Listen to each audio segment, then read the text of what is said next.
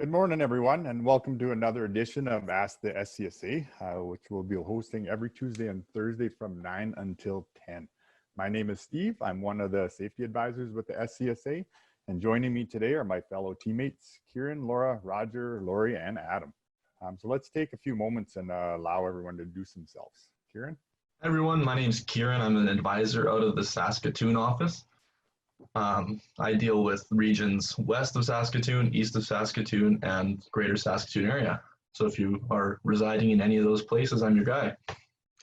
My name is Laura Lodge. I'm an advisor out of the Regina office. I've been with the SCSA for about 5.5 years now. I'm based out of the Regina office. My background is in residential and commercial construction. So that's normally what I work with.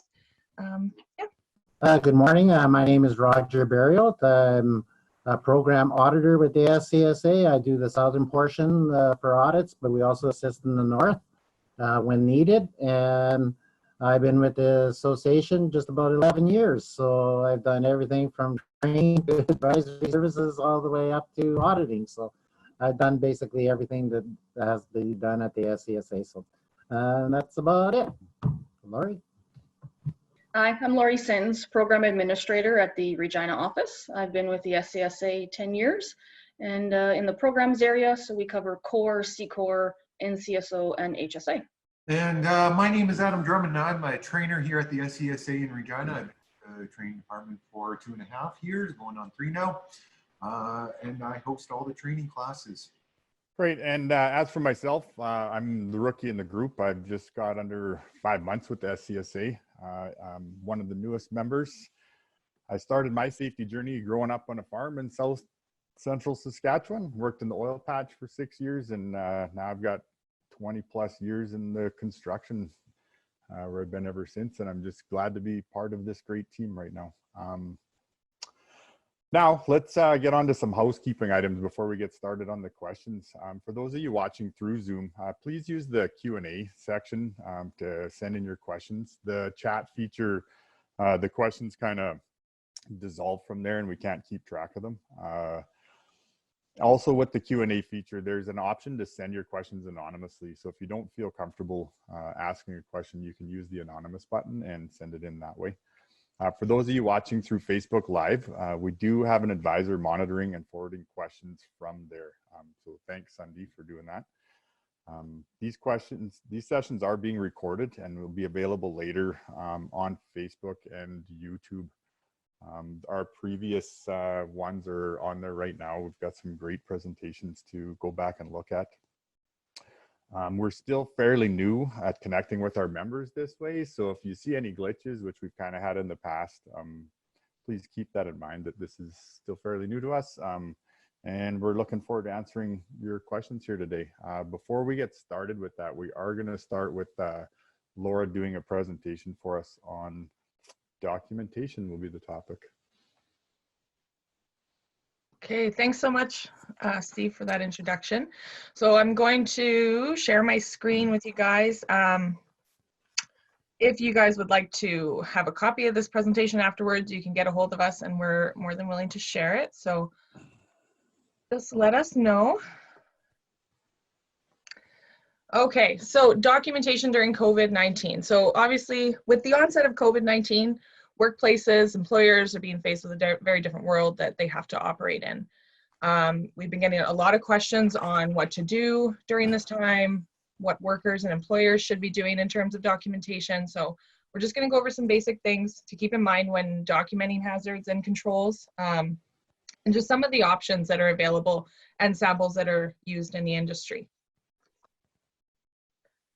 So when you're deciding what to do and how to handle COVID-19, you need to just basically start from the basics. What are your workers doing in a day that could potentially expose them to COVID-19? So first thing you want to do is identify. Probably the biggest factor you want to take in is the worksite location. Are you working with the public? Are you up close with people? Are you in working in a remote area? The proximity of workers, so what type of work are you doing? Can it be done alone? Does any jobs require close proximity work? Public accessibility, so is the area public? If you haven't already, can you restrict public access to protect your workers while they're there? And then working in residential units versus commercial. So again, it really depends on your line of work, what you're doing, whether you're working in a business that's operating still or you're working in somebody's house. It just depends on that, specifically the work site that you're at. The next thing you want to do, obviously, after you've identified what your hazards are, is assess them. So this goes back to the basics. Anybody that's been through our courses has heard about probability and severity. All right, so how likely are you to be exposed to it? And if you were exposed, how bad could it be? Having there to keep in mind employees who may be immunocompromised that may need accommodation. So people that are higher risk for maybe becoming more severely ill, that would increase their severity, right? So just keep that sort of stuff in mind when you are assessing the hazards. And with controls, like any other hazard, you're going to follow the hierarchy of controls. With pandemics, they generally start at engineering. Elimination and substitution don't really, they don't apply in a lot of ways. So you want to start with your engineering, administration controls, so any procedures, any written toolbox talks, safety meetings, stuff like that. And then your last line of defense is your personal protective equipment. I know right now it seems like everyone's jumping onto, well, we all need N95 masks.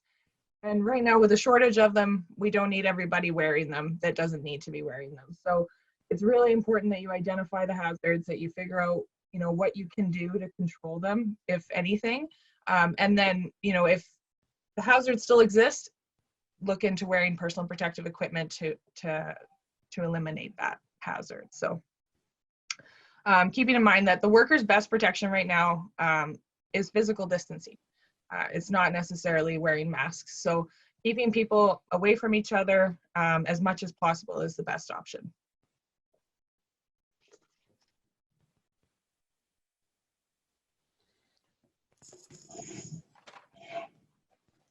Okay, give me just a minute, guys. All right, well, while you're working on that, Laura, we can maybe touch base a little bit with what you've been presenting so far. And I would like to point out, I just noticed in our chat group, we announced that this would be live on Facebook as well. I believe we're having issues on that regards as well. So these are a couple of the hiccups that we have been talking about, and apologies, we'll get through them and we'll get more into this documentation in a moment. While we're looking at that documentation, maybe Roger, you could touch base with us a little bit on documentation that you're looking for when you are doing your audits. Like, COVID's going to end and we're talking about this documentation, but that doesn't mean that all documentation isn't still important, right? So but this just addresses another avenue that you'll be looking for. Oh yes, when it comes to the documentation portion of the audit, and that there, as long as the companies do not have work at the time, because there is still companies out there working, they still have to do hazard assessments. They still have to have toolbox meetings and everything else like that, and safety meetings. But if there's no work at this time because of the COVID-19, that's something that as auditors we will be looking at. But if it's a baseline audit, because there's been some postponements for the audit and everything else like that, so it'll give you time to add an extra couple of months. We need 6 months documentation. But for recertification, we're going back 3 years, so we can verify that for the couple of months that we're not having documentation in place for the audit, we will accept the previous last couple of years also, because we're doing a recert audit. So we're looking at that too. So we're not gonna, because of COVID-19, we're not gonna make or break the companies and stuff like that there, because of the members and everything else like that, because of just an audit area, that because it's not their fault that COVID-19 is a pandemic that's around the world. And as far as we're concerned, we'd like to see the documentation if possible, but if it's not there, so if companies want to record dates when there was no work, And then when we come out to do the audit and explain, and as long as they're explaining to us the reason why there is no documentation at that time, I'm pretty sure we're going to let it go at that time for those 2-3 months or whatever and others. So any other questions on that? No, I think you answered it really well. Basically, it's going to be a case-by-case basis, obviously, your situation and what stage you're at in there. But we're definitely, we'll do what we can to work with members. It's very understandable for a lot of reasons why they're in the position that they're in. How are you doing there, Laura? It's frozen solid, so I might have to like shut my computer down to get it to reset, because nothing's happening. All right, well, maybe it was for this document, basically it was on documentation. We could touch base maybe without the actual screen there. Do you want to maybe run us through a little bit Yeah, so I mean, the next couple slides that I was going to go over just kind of goes over some of the sample forms that we have available and some of the things that industry is doing. So one of the first things you should probably consider doing if you're in the midst of this, like we all are, is obviously a company policy statement, action plans. You don't have to develop any of this from scratch. We have samples for everything. You just need to make it work for you. So these are fluid, they're going to change. That's what we're here for. So again, we have samples of all of these things that we can provide, as well as keeping your people informed. Communication is really key during this time, letting people know where they can get the information, maybe when you're going to be releasing new information so they know when to follow up.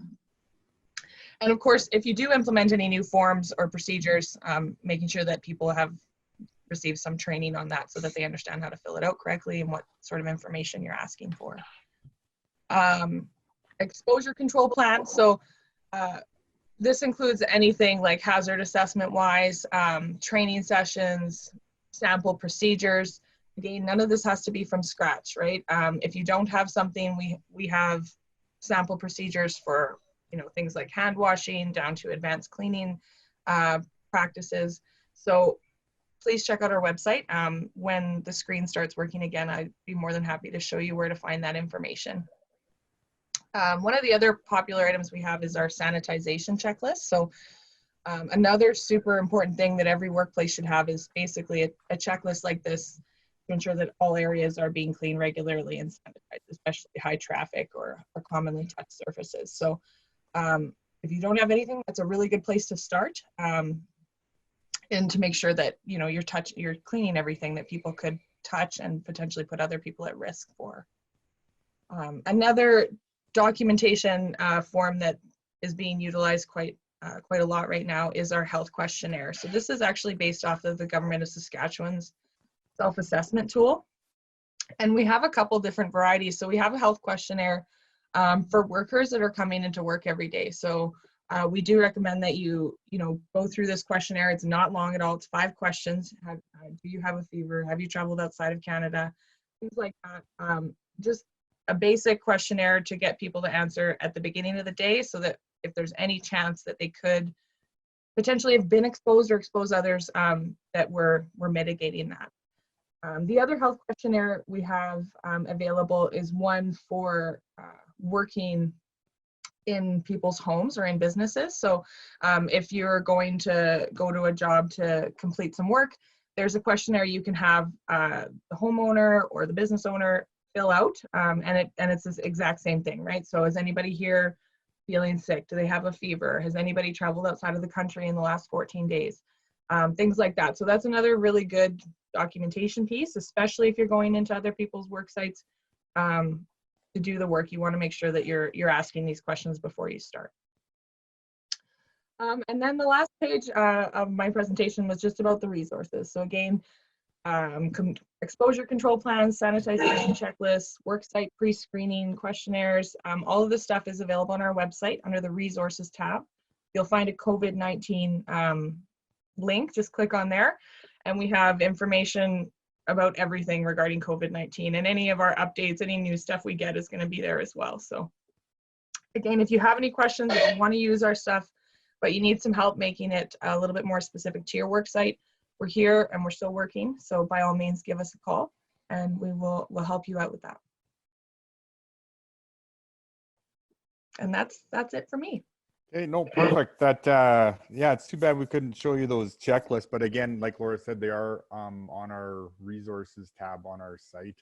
And then just to go a little further with those particular documentation, and maybe you can answer this a little more, Roger, is these checklists and these checklists for, I guess, homeowners and the sanitation checklist, would these be considered when you look at the documentation and go through the safety manuals for companies, would this be part of their hazard assessment? Because this certainly wouldn't be the whole hazard assessment, but how do you review these checklists when it comes to this area as far as documentation goes, Rogers? I would, it would be nice to see them anyways to make sure that they're doing them and that there, but for hazard assessments, it's part of the hazard assessment process. So they want to see them. So that's, I would have to say, yeah, you know, to keep them in place. But when it comes to the documentation for those, you know, for that, I would, yeah, I'm sorry there, but yeah, I don't know really what to answer on that one, because that one I have to think about a little bit further. Maybe I'll answer that one a little bit later. That one's kind of one that I'd like to think about a little bit. Is that okay? For sure. Yeah. Yeah. Like that's, again, we're all, we're all trying to navigate new waters here. So that's definitely quite, it's certainly a good idea to have it. It's a new hazard that we have to address. So it should be, the way I look at it is it's an attachment to our regular hazard assessments right now, not a replacement for it. I would think that it's another attachment, because there are still other hazards that we face on the job site. And then another question, Roger, sorry, I'm picking on you this morning because you're new to us here today. But it's in regards to the signing of this documentation.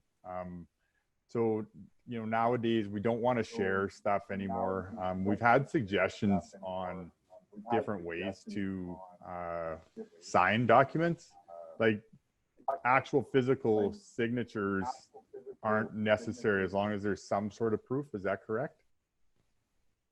That's correct. As long as there's senior management or something, somebody of upper main supervisor of the job site or whatever, are signing off, and if they can state that they're the ones that are verifying that the people are there that are at that meeting, that's something that we're going to have to accept, because we don't want to spread the coronavirus through the use of pencils and everything else like that, with everybody signing off on that. So that's something that we have to look at, and in the future it might go back that way, or you know, the old way, but things may change in the future here. So right now, that we're looking at, as long as it's being signed off by somebody of senior management, then we'd be okay with that. Okay, perfect. And I've also heard like the members are actually coming up with some pretty strategic ways to do it, like using emails as a signature sort of, and you know, I've heard of just having a whole bunch of pens and gloves that are kind of used separately, or putting your documentation, signing it, but then putting it away and not getting access to it for a week. So let the coronavirus pass. So there's lots of ingenious ways, but the bottom line is, as long as there's some sort of proof that the workers have reviewed it. Is that correct? Right. Yeah. They have to show some type of proof in that, or to indicate that they've been there and that it's reviewed. Same thing as safe work practices and procedures. There's still areas there that they have to show proof on that, and we're going to be looking at that still for audits. Okay, that's thanks, Roger. I'm actually going to start picking on Adam here now, the other new guy to the panel here a little bit. It is my understanding that you just finished a successful training session last weekend with the safety management. Is that correct? Yeah, so our first project was to get virtual. So what we've done is we've converted one of our classes into virtual. This week we will be doing another training session, OHC level 1.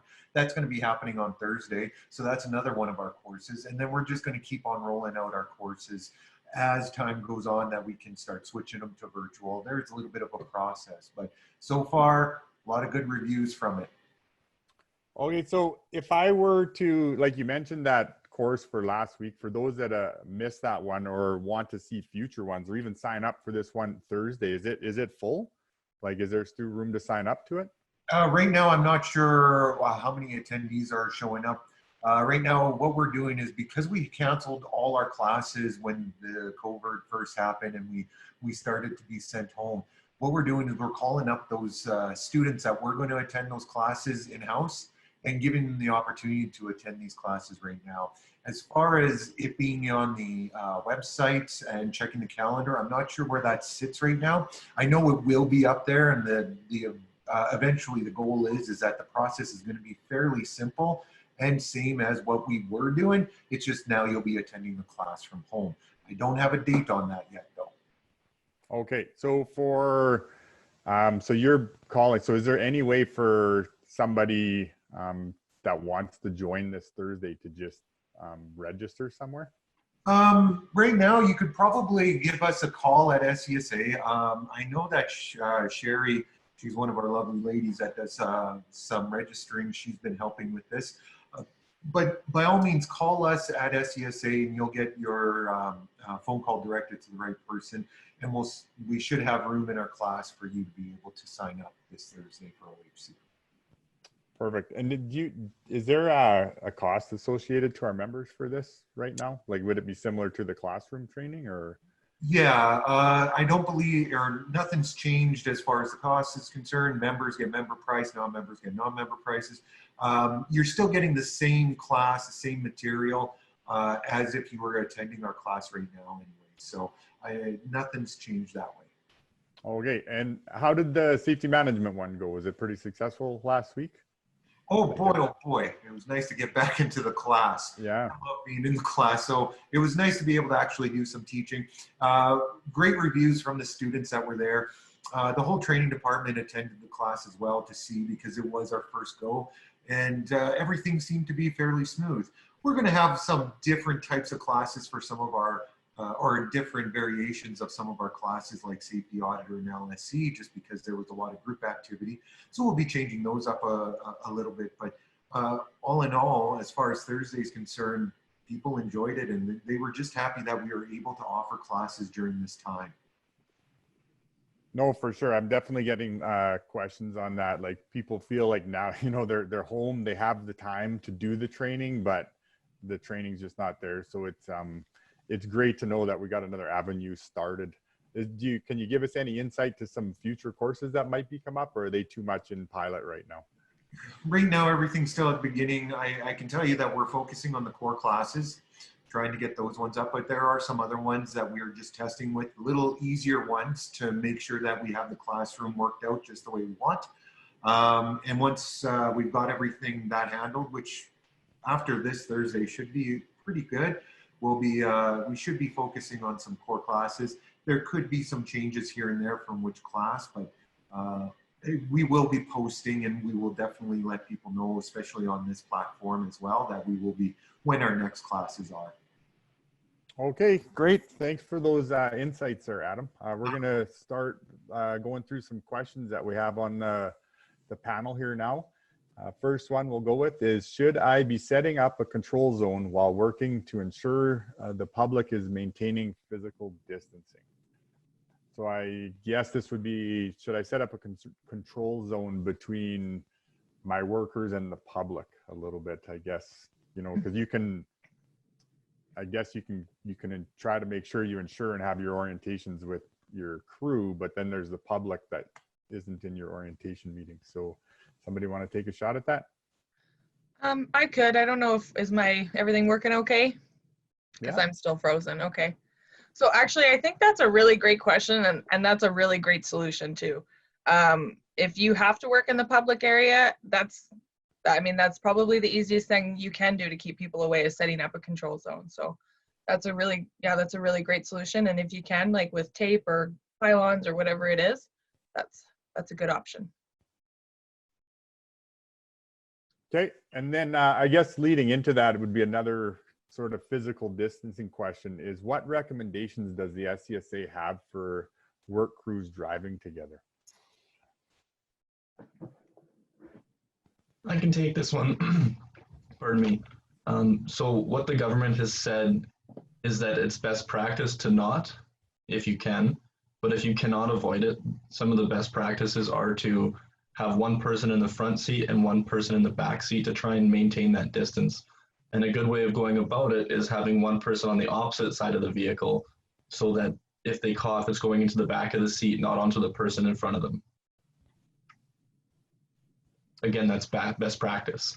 And No, for sure. It would be, I mean, I guess the ultimate decision is to just social distance. And if you can, keep in separate vehicles. I think that's our starting point every time. But yeah, there's always times when you can be, when you just feel like there's no other option than to be in the same vehicle. It does happen. And just do everything you can to still maintain, like, you don't have to touch the same surfaces or share anything inside the vehicle. If you have a mask, put it on, wash your hands consistently, all that sort of stuff, I think is what we're getting at there.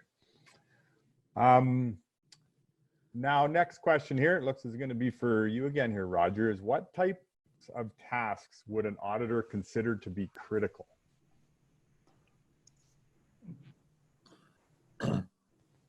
Critical task would be something that's being performed that it's got a high risk of injury or death, or something that hasn't been done in a long period of time.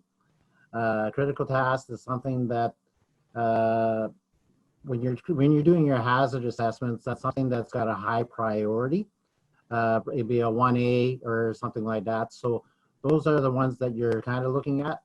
And as me being a crane operator, critical task would be one that you're making like a dual lift.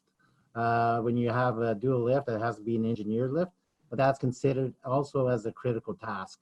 And so those kind of things in that there, those are things that we're looking for critical tasks. And like I said, something that's what could be a high injury rate or serious injury or death. Okay, perfect. And then, like, yeah, it's ultimately, you know, each company has its own critical tasks they have to think about. So yeah, if there's serious injury or doesn't get used that often, but the potential for injury.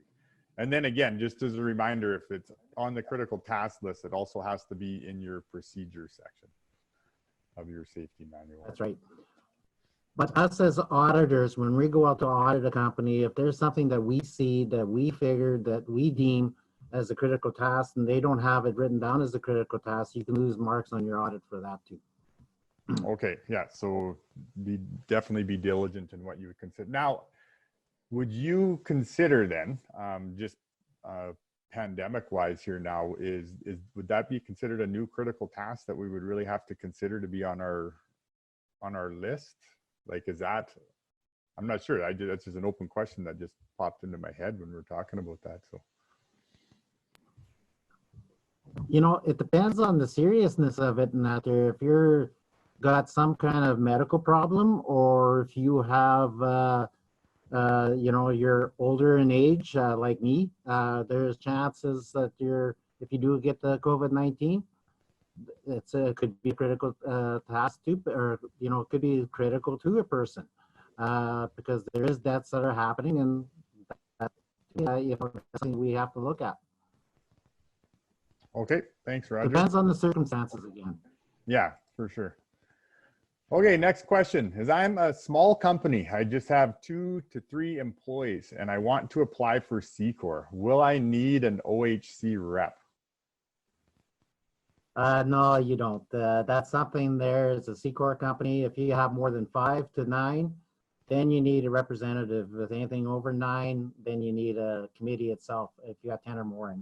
And so you need a committee in place. It's if you got that small of a group though, yeah, it could be recommended that you can start one because you never know if you're gonna get a little bit bigger later on. And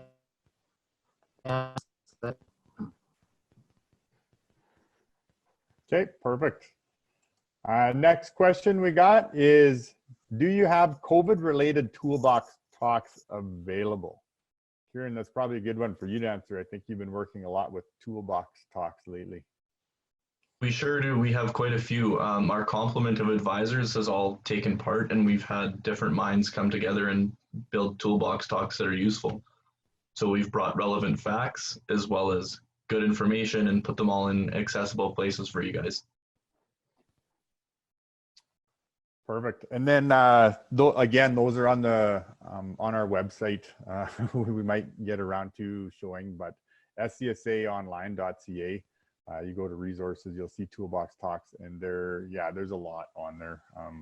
Our team's been doing really well on getting a lot more COVID related, but then, you know, there's tons of just regular construction Toolbox Talks in there as well. So lots of great ideas for you and your crew.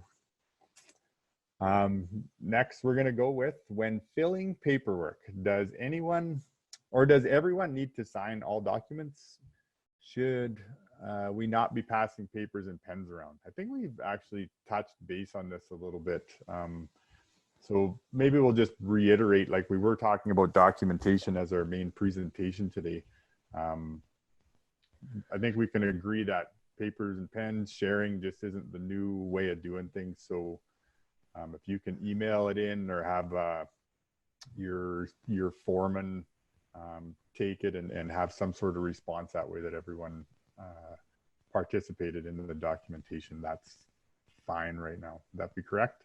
Yeah, and one thing that Byron mentioned at the last Ask the SCSA was, you know, in the meantime, while we can't do all these things and we can't share, you know, he suggested having, you know, the supervisor or somebody sort of in charge to document who was there so that only one person is handling a paper if necessary.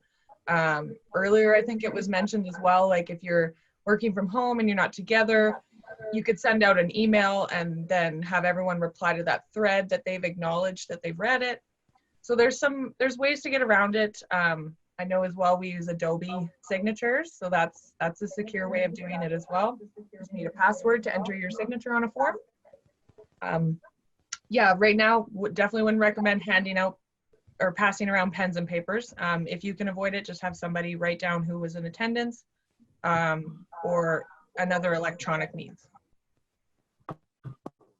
Great, and that can work for not just orientations or attendance for certain things, but just people that you know are coming to your site. You know, it could be as simple, we all have smartphones. You could, you know, have people report in electronically, and then you have a good idea in and out. So there's all sorts of means, and you were just touching on, you know, the tip of the iceberg when it comes to different methods to do it. There's lots of, you know, whether you're a large company using site docs or just you and your buddy, there's definitely means in this day and age to not have to share.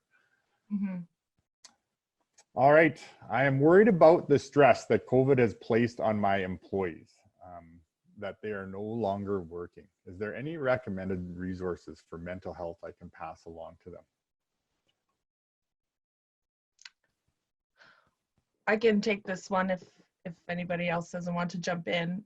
There are a ton of mental health resources available. We have some on our website under the resources tab under COVID-19. We have Toolbox Talks on the subject, just tips to keep people healthy. We obviously recommend staying in touch with everybody right now, even if you're not working. Just right now, everyone being isolated can be really hard, and it can be even harder on people that already have maybe mental health issues to start with. So there's tons of options there. I know on the Saskatchewan government website as well, they have some mental health links to do that. If you have benefits through your work, the Employee and Family Assistance or your EAP program is a really good one to utilize as well. And then, of course, if you don't have that, there are a lot of different mental health programs and services in different communities that we would recommend looking into as well if you need that. For sure, yeah. And you know what, our last Ask the SCSA, we touched base on that. Kara had it as part of her working from home presentation. Like there's different ways that mental health can hit you. The question in here, it looks like they addressed it more to are no longer working. So there can be financial, definitely everyone's got different things that can stress them out, whether you're not outside getting enough vitamin D, or you know, you're just not on a regular routine, or you just have no idea how you're going to get your next paycheck. There's all sorts and you know, sometimes just talking to people will help. There are, like I said with Laura there's lots of links on our website that'll direct you to there. You know, the federal government website has their own app even to help with the resources stuff. Like I would highly recommend is if it's a financial thing, just the means of finding those answers couldn't be easier right now with the federal government. I actually commend them on how easy they're making it to find those avenues to help you financially a little bit through these times, because we shouldn't be thinking about how we're going to get our next paycheck when we're self-isolating like this. We should be banding together and making sure that we get through this thing together. All right, next question here, guys. My advisor informed me that there is online training coming out. Oh, do we have a schedule or list of classes being offered? I think we kind of already answered that one there, Adam, but if you want to readdress it a little bit so people are aware. Just we'll be getting a schedule eventually, and things will go back to normal on being able to schedule. Just give us a little bit of time on that. It's going to be coming up soon. We're getting the ball rolling with our classes and our training. So I'm sure we'll be sending out some sort of notification for everybody just to let everybody know, but it's going to get there. And as we develop classes, we will be calling students that were scheduled to be in those classes beforehand to see if they want to take part in the beginning here, and then we'll get back to normal with the scheduling. Okay, perfect. Yeah, so yeah, just be patient, guys. Constantly look at our website, and again, like Adam said, you might even just get a phone call if we've had to cancel you and your class now comes up online. So we will keep you posted on that. Next we got on here is, what is the SCSA doing in regards to RSC meetings? So I guess basically I'm thinking this question might be, are there going to be RSC meetings coming up like we have helped in the past and helped host these things? Is this going to maybe continue going on, or is it on hold until everything's settled down? Yeah, oh, go ahead, Kieran. Sorry, Laura. So some of the advisors have been talking to their chairs, and they are doing some planning for meetings. Most likely will be in this sort of format, and that's kind of what I know. So Curtis has been talking to the chair in Prince Albert, and they're doing one next Tuesday at 11 a.m. So something interesting there and something to keep building on. Now, if I were new to this, on RSC, so for maybe some of the viewers watching don't even understand what an RSC is, could you maybe touch base on that? So the RSC is a regional safety committee. It's where members of the Saskatchewan Construction Safety Association get together and meet quarterly on different topics. Now, some of the RSCs have different guest speakers, as well as different topics addressed to them during the meetings. And this is kind of all decided on and ran in each individual RSC group, is that correct? Like they Yes. kind of decide where to meet, and it's the SCSA is more there to help guide them through it, is that correct? Yes. Okay, great. So if I were, now I'm just hearing about this, is there, is it just Regina and Saskatoon that offer this? Right, I think there's like 8 across a province, right? So if you look Yes, on our there are. website, you'll... Yeah, look on our website. I forget which tab, but there is, and it'll tell you all the RSCs. And if you're interested, the sign up, I believe, is also on the website. Okay, great. So yeah, once these RSCs get up and rolling, we'll try to make people aware in those different regions. Like I said, each advisor has a different region throughout the province. There are 8 or 9 different RSC locations throughout the province, so there shouldn't be one too far away from our members, no matter where they are in the province. All right, next question here. Will the SCSA be talking about new and up-to-date info on COVID-19 during these webinars? Well, I think that's, yeah, that's what we're hoping to do. That's what we're doing with these every Tuesday and Thursday, is just trying to keep everyone up to date. If new information comes out, we talk about it every morning and decide where and how we're going to deliver that information to people, to make sure that our members and anybody that's interested has all the right information and the most accurate, up-to-date information, because this stuff changes on an hourly basis, it seems like. No, for sure. Yeah, like it's we definitely get together as a panel and decide what would be new and important to get out to us. And yeah, information is changing rapidly. I mean, we even had, I would say, our policies on ride sharing and stuff like that have changed, and we want to make sure that you are as informed as we are in regards to information that's coming out. Scott Moe makes different announcements all the time where we are in regards. We definitely monitor that. We have links to it on our website as well, as far as where we're getting what we would consider reputable information, because that's the other thing you have to watch out for is, I mean, you can get all sorts of updates through Facebook and stuff like that, but you really have to be diligent in what you consider to be truthful. All right, next question. Do all supervisors need to be trained as supervisors? And who would be considered a supervisor?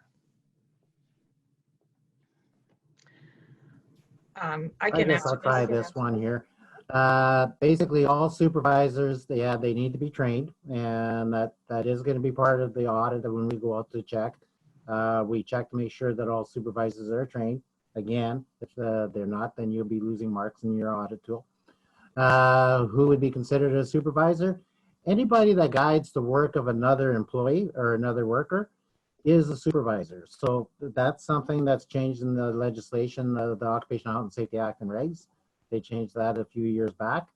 And so it could just well be anybody, really. If it's a 2-man crew, somebody's got to be deemed a supervisor. So, or even a 1-man crew, you're a supervisor. So they all have to be trained to understand how to do investigations and inspections and hazard assessments and everything else. So they all have to be trained in all those aspects. So that's something that I would have to say on that one. So anything else? No, I would say that is correct. But so you're trained because you're looking for competency. Is that correct, Roger? When you go out there, you're looking for knowledge, training, and experience. Now, when it comes to that training, is there a specific thing that you're looking for, or like how would you deem that someone has been properly trained, I guess would be the... Usually we accept our Leadership for Safety Excellence and also supervisory training from WorkSafe Saskatchewan. And that's how we kind of verify it for now. We do review some of the other stuff in that there, but not very often in that there we do that. But when it comes to training in that area, I'll let Adam talk about the training of LSE there. So. Sure. Okay, so like Roger was saying, supervisor, I'm a big believer in reading out the ledge book, so I'm just going to give you the definition. A supervisor means a person who is authorized by an employer to oversee or direct the work of workers. So essentially, you don't even need the title of supervisor if you are given direction from your employer to oversee the work of other workers. So just so you know that that's the actual definition from the legislation. The training that you're going to be receiving, if you're going to be core C-Corps companies, you're going to want to take our LSC or the supervisor training. We cover Toolbox Talks, so how to do them, how to get them ready. doing investigations of accidents or near misses. We go through a couple of things there, doing hazard assessments. We talk about pre-job hazard assessments. It's a 2-day course, and it gives you a pretty good knowledge base as a supervisor of the things that are going to be required from you, and some extra knowledge out of the ledge book as well. Okay, great. And then the LSC comes with a proficiency portion to it. Is that correct? Good catch, Steve. Yeah, so LSC now, for everybody who's attending, proficiency is just a fancy word we like to use. It's just homework.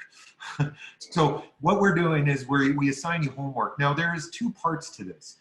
If you're coming as a supervisor for LSC, all you need to do is take the LSC course. It's a 2-day course. And once you're done, and you have your supervisor training.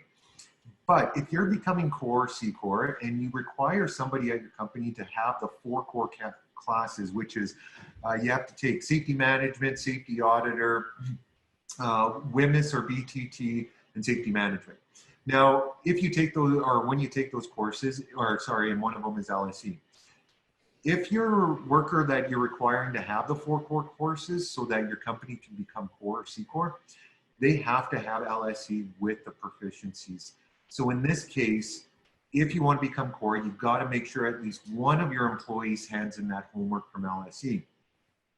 As far as in core, it states that all your supervisors need supervisor training. They do just need to come for that 2-day course. My recommendation is, hey, get them to do the proficiencies. It's quick. They do a toolbox talk, they do a work site inspection, and an investigation of a near miss or an accident. Then they have a new certificate that says LSE with proficiencies. And this is really good for the employer if you do ask your supervisors to do the homework, because if that one person that you did get to do the core classes decides to leave your company, you need somebody with LSE with proficiencies. So if you just required all your supervisors to get that done, then you don't have to worry about that class. Somebody will have that class, that certificate in your company. Great. So just going one step further, there's a window to do this, right? So 8 months. And if you don't get your proficiency done in that 8 months, and then you decide that this is the person that we want for core, they are going to have to now take the class all over again. Is that correct? So if you decide on that proficiency, is there there's no expiry, or is there an expiry? Sorry, my computer just froze real quick there. Oh, so yeah. you were talking about if they don't take the proficiencies, does their course expire, the LSE? Well, what I'm saying, they decide that they don't need, like you said, they're just a manager. They're going to get the training. They don't need it for core. They already have somebody that does that. But then a year down the road, they're like, oh, you know what? We did need proficiencies for this individual. Is it, there is a window, right? Like you have to decide. Yeah, so we don't have too many classes that expire, but LSE doesn't expire. But if you wanted to have your proficiencies in, you have a time limit of 8 months. Getting the Toolbox Talk worksite inspection investigation to us within 8 months from the day you finished our class.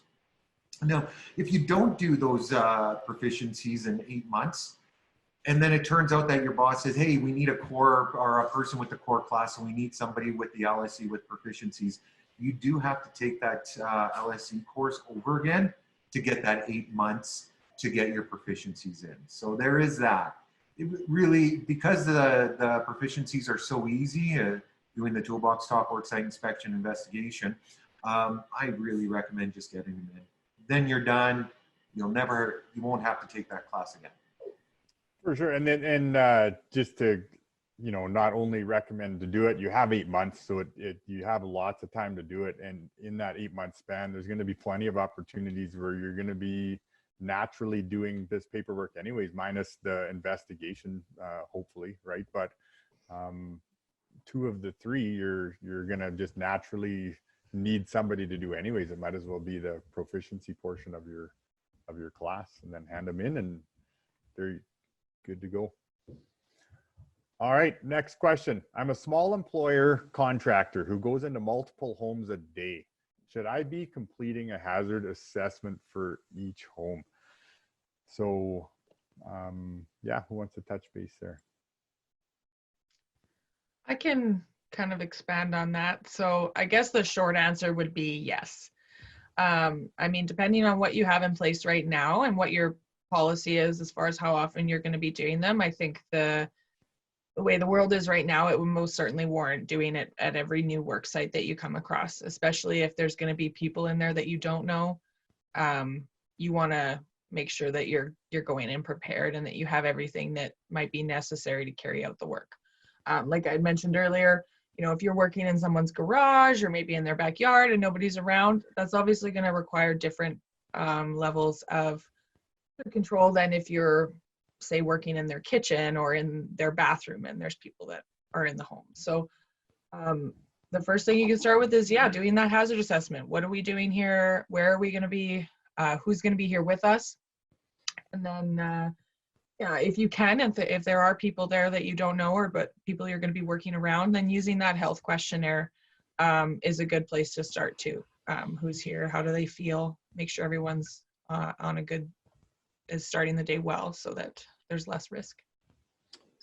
For sure. And then just, you know, you do your hazard assessment, you do these checklists, you ask the homeowners, and, you know, that's going to actually alleviate the homeowners' worries a little bit too. Like from their point of view is, my furnace needs fixing and I have somebody that's coming in that's going to multiple houses per day. How do I know that he's fit for the job and that he's okay, you know? And then just some ways to alleviate that is to go in there with this paperwork, and that can help assure them. Like if you have a good hazard assessment in place and a good policy for going in, that's going to help alleviate the homeowner as well, and protect you through multiple homes, which protects every homeowner that you go in as well. So it's a two-edged thing there, that it's not just benefit you, but every time you protect yourself, you're protecting anybody else that you're essentially around. All right, next question we're going to go with, I guess this would kind of lead from the multiple homes question that we had for people going in and out, is, are hard hats mandatory on all construction sites? Example, plumbers and electricians working inside of homes. Yes, they 100% are mandatory. So under the legislation in Saskatchewan, it says on a prescribed job site. And if you look under the prescribed job sites in the other section, it lists construction sites and a whole bunch of other places. What it says is head protection that's approved that must be worn at all times on these sites. So that covers anything from painting to putting the shovel in the ground, I suppose, on a job site, up until the point where you hand the keys over to that person or the prospective person. Okay. Yeah, that's a really good point, Kieran. Just kind of expanding on that. So a construction site under the ledge is one of those areas where a hard hat's required. And if you go a little bit further and look under the definition of construction, is where it explains, you know, it's everything from, you know, pouring concrete and framing down to painting even. So if you're doing repair work or construction work or upgrading or anything like that, and it falls into the definition of construction, then yes, under the law, you would be required to wear head protection. And you'd also be surprised at how many actual hazards there are, just in what you think that you're protected from above, but I mean, hard hats are more than that. And the rates on, you know, hand injuries, especially for plumbers and electricians is pretty good. But, you know, after that is the head, because, you know, you take your hard hat off because you think you're good, there's nothing above you, and then you turn sideways and hit your head. Like it happens more frequently than you think. It's the hazards you don't see that get you. Mm-hmm. All right, guys, we're almost out of time here, so I'm going to ask one more question here. It's a question I've actually asked myself, so we'll see where we're sitting on this one here, and then we'll probably be wrapping things up. So the question is I have a general contracting business and there are only 4 of us. But when we get our sub trades on site, we have 10 or more. Do I need to include the subs in the OH&S committee?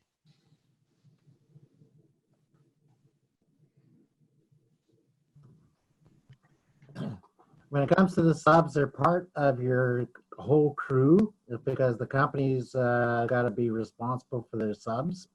So I would have to say they should be part of the committee, even if they just send a representative or something like that there. So this way everybody participates in it. It's a good process in place.